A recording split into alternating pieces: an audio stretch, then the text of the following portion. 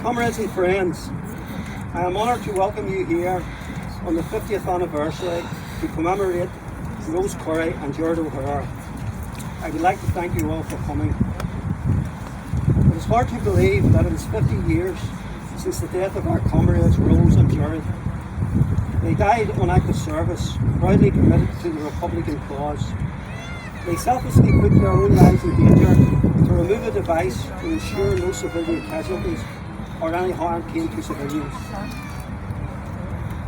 This emphasises what our movement stood for and continues to stand for. Many things have changed in the past 50 years since Rose and Gerard's death.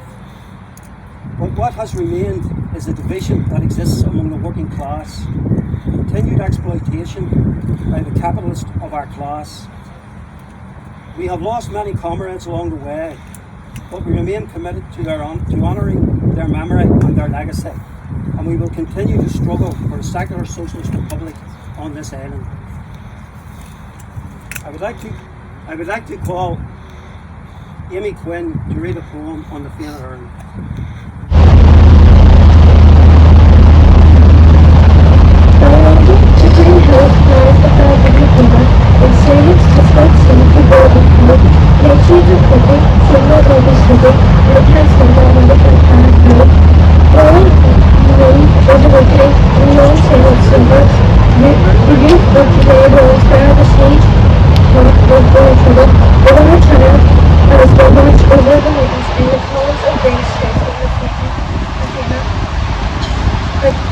Over the nation, every holiday, great fever, joy of the lake, may God give you strength, over the to love him on earth, and when the day comes to give you courage to fight.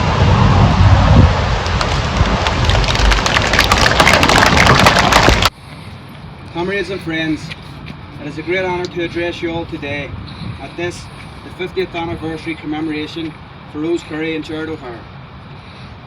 Rose and Gerard, whom we remember and honour here today, were a huge loss in our struggle. 50 years after their deaths, we can recall and reflect on the Ireland of that time, and also what our movement was doing in regard to the struggle to achieve a united Irish Republic. Rose and Gerard were committed to the objective of the united Irish Republic. We know that the Ireland of 50 years ago was far different than the Ireland of today. Rose and Gerard were only 17 and 18 years old when they died tragically in a premature explosion. Two young sweethearts with their whole lives ahead of them, they left behind their heartbroken families, their friends and comrades. They are part of a long line of committed revolutionaries who from Wolfe Tone's time has sought to achieve Tone's objective, the unity of Catholic, Protestant and Dissenter, a principle which remains as essential today as it was in Tone's time. Since that awful day when our comrades lost their lives, we have undergone many changes and along the way have lost many valuable comrades to the same cause. I have no doubt that if Rose and Gerard were alive today, they would still be part of our struggle. Their commitment to our struggle was total, and they were a most significant loss to our movement and of course to their families. Active and committed members of the Fianna Eireann, they died in active service. The device had been planted on a roadside in Leeson Street area in order to capture an armoured patrol. Intelligence found that there were still civilians in the area and that the device should be removed. Rose and Gerard were tasked with retrieving the device, and they did so without a moment's hesitation to their own safety, thinking only of the possible loss of innocent life. They returned to a house in Marion Street where the device exploded prematurely and tragically killed them both. Their death sent shockwaves and sorrow throughout the lower falls and surrounding areas, and most devastatingly of all, for their families. Their funeral was one of the largest ever seen. Thousands lined the streets to pay their respects as the body of Rose and Gerard were flanked by a Fianna Guard of Honour. There is no doubt that Rose and Gerard would have had a huge influence in shaping future political developments in the Republican movement, and their death deprived us all of two courageous and committed Republicans. Their actions must be taken in the context of the brutality of the British and Unionist state.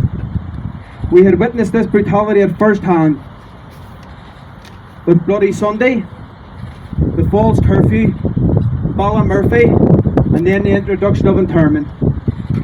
The British and Unionists had proved themselves to be vicious enemies capable of extreme levels of brutality. We acknowledge that many people have walked a different road since 1971, but we have come here today to pay our respects to two courageous heroes of the Republican movement, to remember them with pride and honour.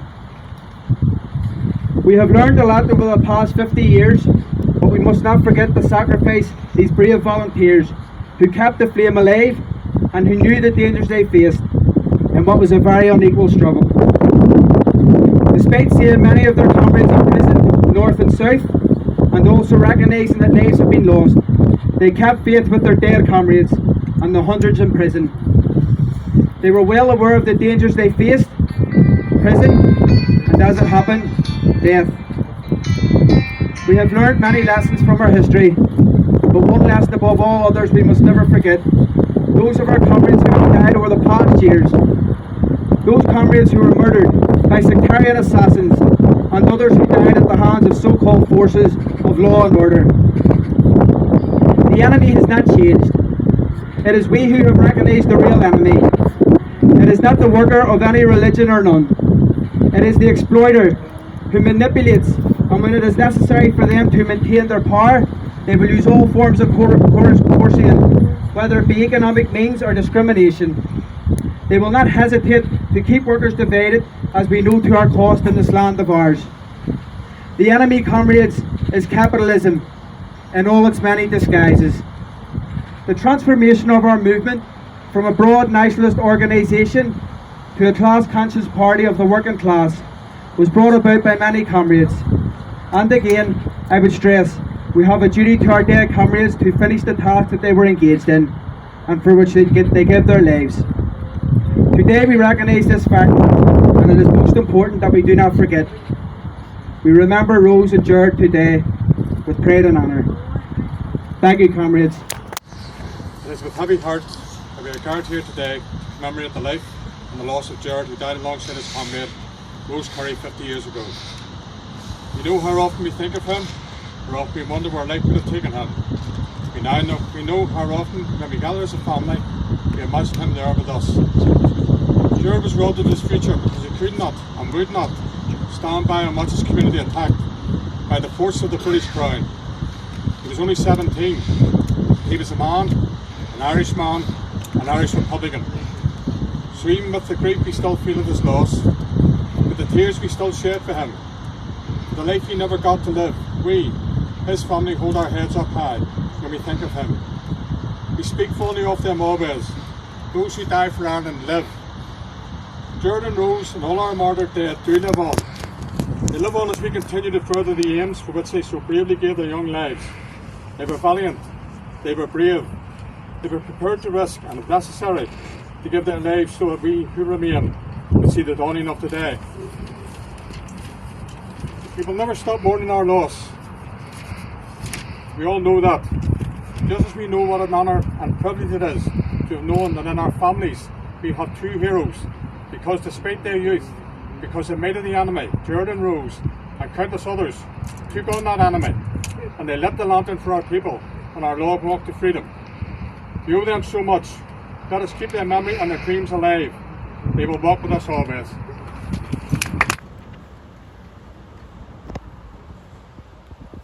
Firstly, I would like to thank the Workers' Party of Ireland for the invitation to attend today's ceremony and for the opportunity to say a few words.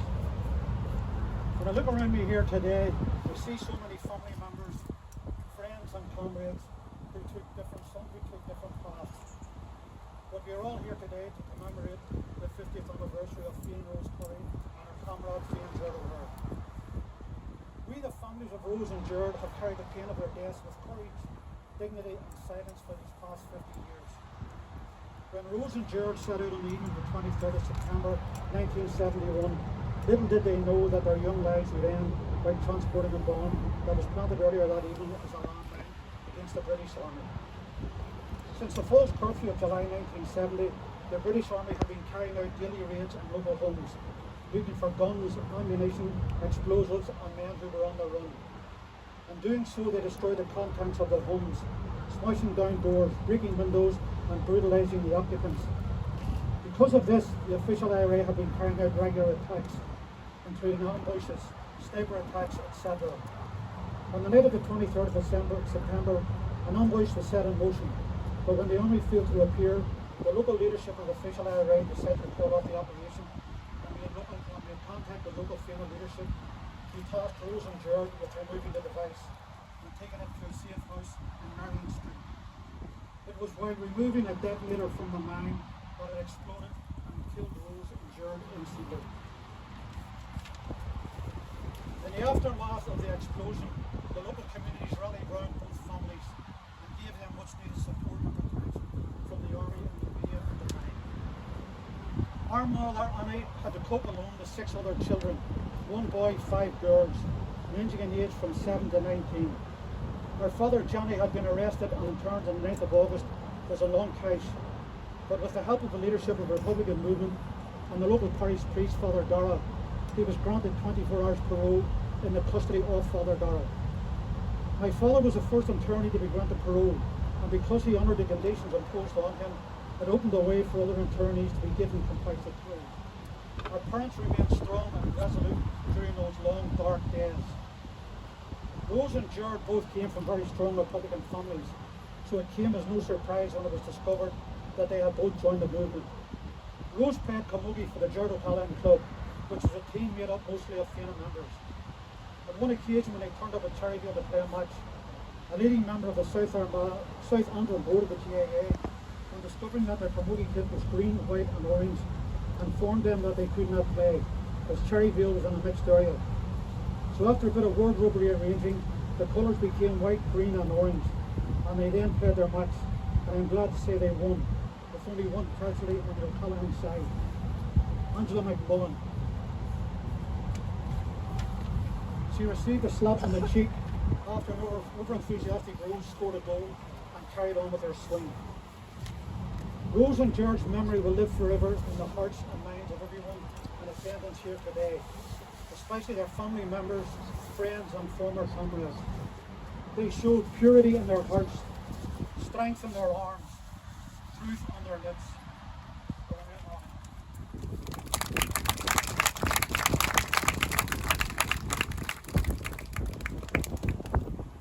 Our comrades, those 2 brave people, a lot of his comrades were murdered by the Free State, and that should never be forgotten. Nobody has ever been held accountable for those dark days.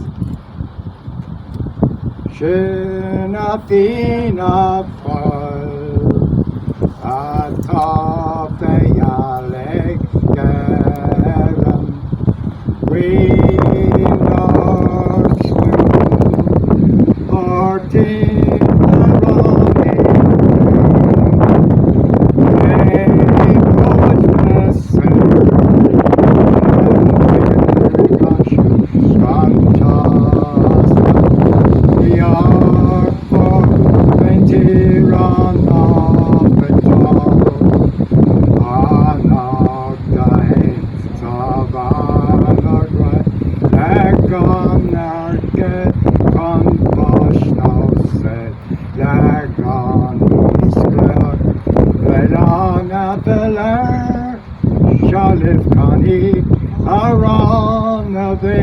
up the sticks!